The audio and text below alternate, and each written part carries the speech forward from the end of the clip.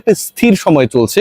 এর আগে একটা অস্থিরতা ছিল, বিশেষ করে ফারুক আহমেদের যখন দায়িত্বে বাংলাদেশ ক্রিকেট ছিল, বাংলাদেশের ক্রিকেট বোর্ড ছিল, পারফরমেন্সের দিক থেকে বলতে পারেন, বাংলাদেশ ক্রিকেট বোর্ডের ইন্টারনাল ইস্যুস গুলোর দিক থেকে বলতে পারেন, ক্ষমতার বিকেন্দ্রীকরণের জায়গা থেকে বলতে পারেন, স্বচ্ছতা নিয়ে বলতে পারেন, অনেক ধরনের প্রশ্ন ছিল এবং সেই প্রশ্নগুলো অনেক বেশি বেগবান হয়েছে। কদিন আগে তার একটা অডিও ফাঁস হয়েছে, আপনারা সবাই জানেন যে ইলিয়াস হোসেন ভাই তিনি তার যে ইউটিউবে এবং তার যে পেজে যে অডিওটা ফাঁস করেছেন, সেখানটায় ফারুক আহমেদকে স্পষ্ট বলতে শোনা যাচ্ছে যে পরের বিপিএলে কাকে তিনি দল দিতে চান, এরকম আলোচনা ছিল।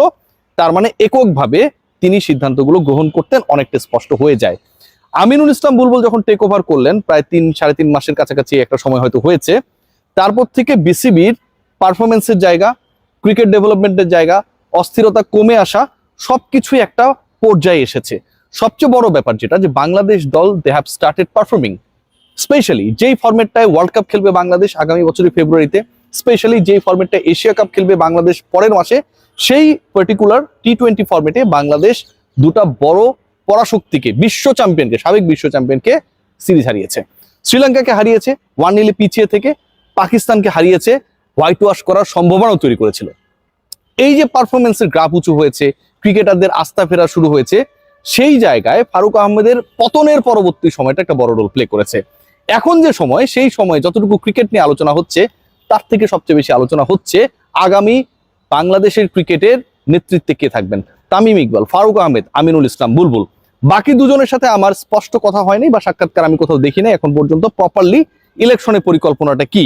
আমিনুল ইসলাম বুলবুল, আমাদের প্রিয় বুলবুল ভাই, যে স্টেটমেন্টটা দিয়েছেন প্রথম আলোতে, বাংলাদেশের ডেইলি যেগুলো রয়েছে তার মধ্যে one of the leading news papers, সেখানটায় তিনি বলেছেন যে তিনি বাংলাদেশ ক্রিকেট বোর্ডের, আমি যদি স্পেসিফিক ভাবে বলতে চাই, সভাপতি হতে চান, কিন্তু তিনি নির্বাচন করবেন না। বুঝুন, সভাপতি হবেন তিনি, নির্বাচন করবেন না। এক্সপ্লেনেশনে গিয়ে তিনি যে কথাটা বলছেন সেটা হচ্ছে অনেকটা এরকম যে তার কাছে কোনো ক্লাব নেই, তিনি কোনো বিভাগের প্রতিনিধিত্ব করেন না, তাই তিনি কারো কাছে ভোট চাইবেন না। দেখুন, যেই মানুষটা আইসিসি থেকে সরাসরি বাংলাদেশ ক্রিকেট বোর্ডের দায়িত্বে এসেছে, আইসিসিতে প্রায় 2 দশক কাজ করার পরে, বিশাল একটা রেসপেক্টফুল রোল প্লে করার পরে বাংলাদেশ ক্রিকেটের ক্রান্তি লগ্নে তিনি দায়িত্ব নিয়েছেন, সেই তিনি বলছেন যে তিনি সভাপতির দায়িত্ব পালন করতে রাজি আছেন, কিন্তু ইলেকশন না করে। যেই মানুষটা ইলেকশন করতে চান না, ইলেকশন না করে যিনি সভাপতি হতে চান, সেই মানুষটা, সেই বুলবুল ভাই, সেই আইসিসিতে দায়িত্ব পালন করা বুলবুল ভাইকে আমরা কি কোনোভাবে, কোনো আঙ্গিকে আমরা কি বলতে পারি যে এটা আসলে গণতান্ত্রিক কোনো কথার মধ্যে পড়ে? বাংলাদেশ ক্রিকেট বোর্ডের যদি আপনি প্রেসিডেন্ট হইতে চান, আপনাকে তো ইলেকশন করেই হইতে হবে। প্রথমে আপনাকে ডিরেক্টর হতে হবে। আমি মানলাম যে আপনি জাতীয় ক্রীড়া পরিষদের কোটায় আপনি ডিরেক্টর হলেন, এখন যেভাবে হয়েছেন। এরপরে যে স্টেপটা রয়েছে, সেই 25 জন ডাইরেক্টর যারা বিভিন্ন কোটায়, বিভিন্ন ক্যাটাগরিতে বাংলাদেশ ক্রিকেট বোর্ডের পরিচালক হবে, এই ক্রিকেট বোর্ডের প্রথম সভাতে তারা ডিসাইড করবে ভোটের মাধ্যমে, একাধিক ক্যান্ডিডেট যদি থাকে, কে হবেন বাংলাদেশ ক্রিকেট বোর্ডের পরের 4 বছরের প্রেসিডেন্ট। আমিনুল ইসলাম বুলবুল তিনি সভাপতি হতে চান, কিন্তু নির্বাচন করতে চান না। এই যে একটা কথা, এই যে একটা বক্তব্য, এটা কি কিছুটা হলেও অগণতান্ত্রিক, একনায়কতান্ত্রিক, গভর্নমেন্টের উপর ডিপেন্ডেন্সি কেন্দ্রিক বক্তব্যকে প্রচার করে না? নিউট্রালাইজ করে যদি ব্যাপারটাকে, যে আমি বাংলাদেশ ক্রিকেট বোর্ডের দায়িত্ব নিতে রাজি আছি, কিন্তু আমি কোনো কন্টেস্ট করব না, প্রতিদ্বন্দ্বিতা হইলে ভাই আমি ওটার মধ্যে নাই, নির্বাচন হলে আমি ওটার মধ্যে নাই। কেন? বাকি 24 জন যে ডিরেক্টর এখানটায় দায়িত্ব পালন করবেন পরের মেয়াদটাতে, তাদের কাছে যদি আপনি ভোট চান for being the president of the next tenure, এটা থেকে বুলবুল ভাই মাথাটা নত হয়ে যাবে? বুলবুল ভাই কি ছোট হয়ে যাবেন? বুলবুল ভাই গুরুত্ব কি কমে যাবে? থালাপতি বিজয়ের আমরা দেখছি না, বিজয় র্যালি দেখছি না, মোদী বিরোধী তার অবস্থান দেখছি না, 10, 15, 20 লাখ 30 লাখ মানুষের সমাগম আমরা দেখছি না। ওই মঞ্চে দাঁড়িয়ে যখন বক্তব্য দিচ্ছেন, there will be many animals in the jungle but king is only lion, এই বক্তব্য যখন দিচ্ছেন, সেই কিং হওয়ার জন্য থালাপতি বিজয়কে তার সামনে দাঁড়িয়ে থাকা, বসে থাকা, চিৎকাররত সেই ভোটারদের কাছে ভোট চাইতে হয়। আমিনুল ইসলাম বুলবুল তার পর্ষদের ভোটারদের কাছে ভোট চাইবেন না। আরেকটা আমার কাছে খুব গুরুত্বপূর্ণ ব্যাপার মনে হয়েছে, যেটা খুবই বুলবুল ভাইয়ের সাথে যায় না। বুলবুল ভাই আমার খুবই প্রিয় মানুষ, আমি কেন বলছি আলোচনাগুলো করা দরকার। আপনি আসলে আপনি সিংহের মতো আসবেন, আপনাকে কেউ প্রেসিডেন্ট বানাই দিবে, আপনি প্রেসিডেন্ট হয়ে যাবেন পরে 4 বছরের জন্য, এইটা তো ভাই হইতে পারে না। এটা কি হইতে পারে? যেই নাজমুল হাসান পাপনের সময় নিয়ে আপনারা এত সমালোচনা করেছেন যে পাপন ভাই মানেই হচ্ছে প্রেসিডেন্ট হয়ে যাবে, তাহলে তো বুলবুল ভাইয়ের ক্ষেত্রেও তাই হইলো। যে বুলবুল ভাইয়ের সাথে সরকারের ভালো সখ্যতা, বুলবুল ভাই মানে প্রেসিডেন্ট হয়ে যাবে, প্রেসিডেন্ট না হলে উনি নাই। এটা কিন্তু খুবই, আমার কাছে মনে হয় এই বক্তব্যটা খুবই ডিবেটেবল, খুবই ডিবেটেবল। আপনি ইলেকশন করে প্রেসিডেন্ট হন, সমস্যা নাই তো কোনো। ক্লাবের আপনি প্রতিনিধি না, আপনি জেলা বিভাগের প্রতিনিধি না। যেই মানুষটা বাংলাদেশ ক্রিকেট বোর্ডের প্রেসিডেন্ট হয়, তিনি কি সবগুলো ক্যাটাগরির প্রতিনিধি হতে পারেন?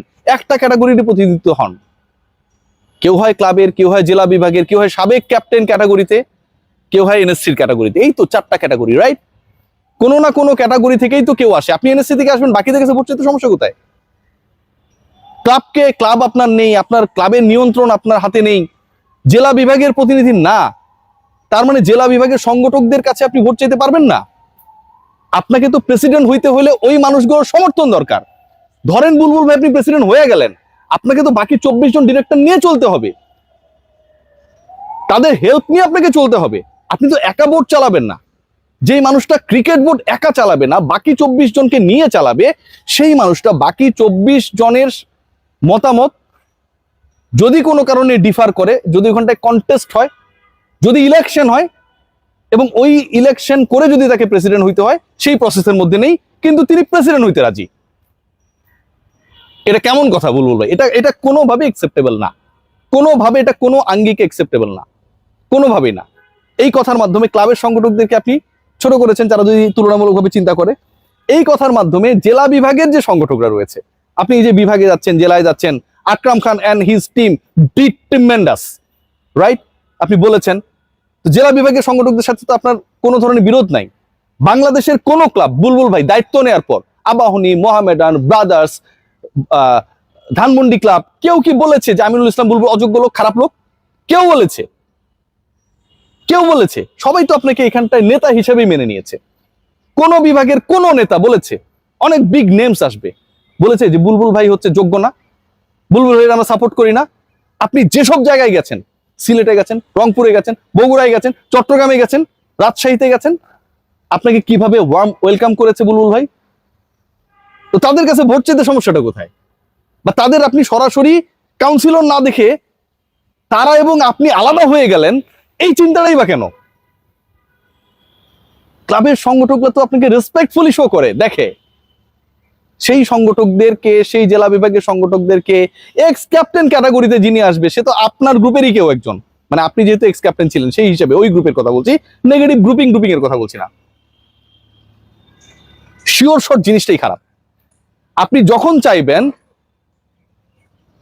যে এটা হচ্ছে আমার জন্য গ্র্যান্টেড, হলেই আমি করব, না হলে আমি করব না, that is very much bad. লিডারকে হতে হয় aggressive sometimes.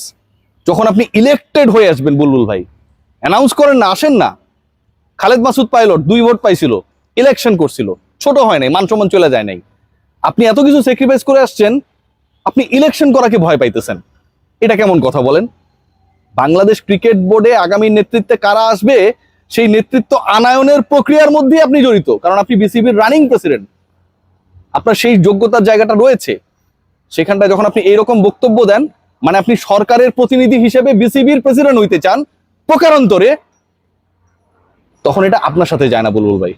I am very much sorry, আপনার বক্তব্যটাকে আমি গ্রহণ করতে পারি নাই। সবাই ভালো থাকবেন, টেক গ্রেট কেয়ার।